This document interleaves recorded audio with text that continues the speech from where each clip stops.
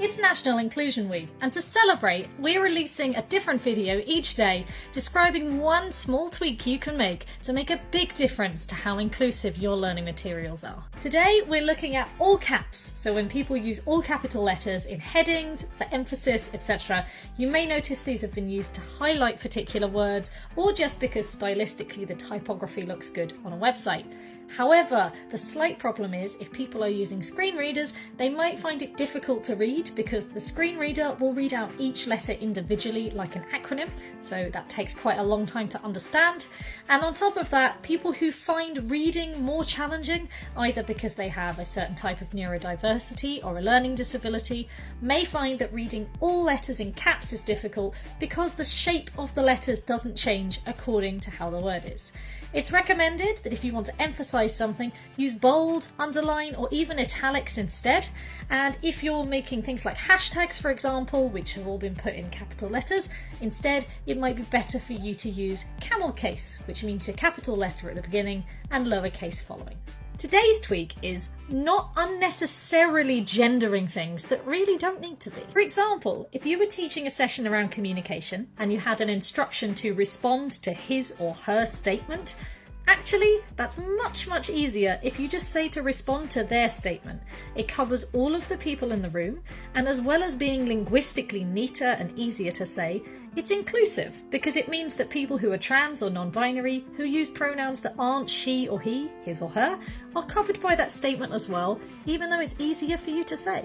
So it's a double win. It makes your life easier and it makes more people in the room feel included. Today's tweak is about names, images, and people that you include as examples in your sessions. Now, I want to emphasize that changing this in and of itself does not make a session magically inclusive, but it is one small step towards improving inclusion when used in tandem with other things. Now, to give you an example, what I mean is this.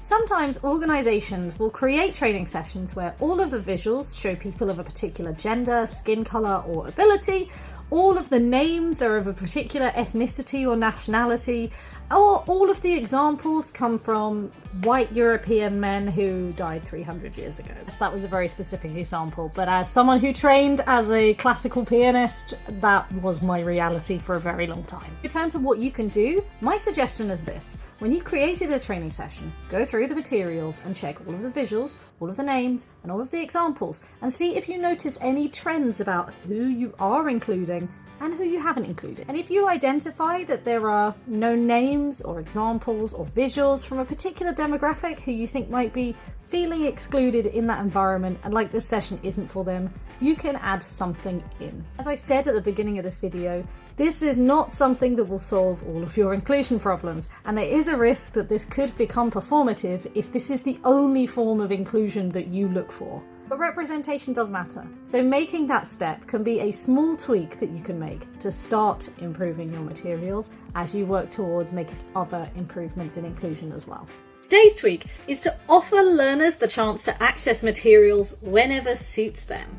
To clarify, that doesn't mean that your sessions don't have to be live in the delivery, but it does mean that when you have extra pieces of information and resources, sheets that people need to fill in, or things that you recommend that they've gone to read or to work on, that you make it possible for people to access those both before the session and after the session. Giving participants the ability to be able to access those materials whenever they want to is useful for a number of reasons.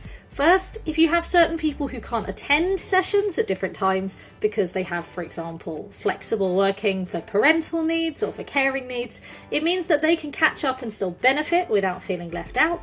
As well as that, you may have certain people in your sessions who want extra time to be able to process both the sort of verbal and the visual information that you've given that day.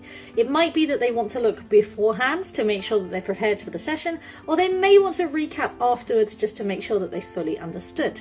But as well as that, there's just the general use factor that if you've said something in a session and people want to go away, revise it, and make sure that they take it on board and do some learning, it gives people the ability to do that. As with the Unnecessarily Gendering video the other day, this one really is a double win. The small amount of effort it takes for you to make these materials available before and after can make a huge difference to everybody. And if they don't want to access them, they don't have to, so there's no downside. Today is the fifth and final tweak, And it's the recommendation that you make space in your sessions for participants to choose how they're experiencing and interacting with your content. When facilitators develop content for sessions, quite often they'll design certain activities with particular aims in mind. For example, they may have a particular discussion activity around a topic because they want people to be able to swap ideas. However, there might be some people in the room who find it easier or harder to have discussions out loud versus collaborating on an online document together, and it's good to be able to offer choice to different participants so that you can get the best out of everybody in the room. Obviously, there's going to be some limitation to this. You don't want to offer everybody the opportunity to choose everything, or it will be complete chaos. But when you're looking through your session, think about where are there opportunities for people to consider different ways in which they want to learn and to interact with the room. So for example, if you're asking the class a question, offer people the opportunity to type it in the chat or to put the hand up and to respond. Or if you have a particular thing that you want people to research about, give people the option to either go away and look for websites or to look for videos and podcasts and other forms of material as well. It doesn't always have to be my way or the highway. Sometimes it can be actually whatever way you need to get this done in order to bring the room together. If you've enjoyed hearing our small tweaks over National Inclusion Week, be sure to like and to follow for future videos and for more content on how to improve inclusion in your sessions.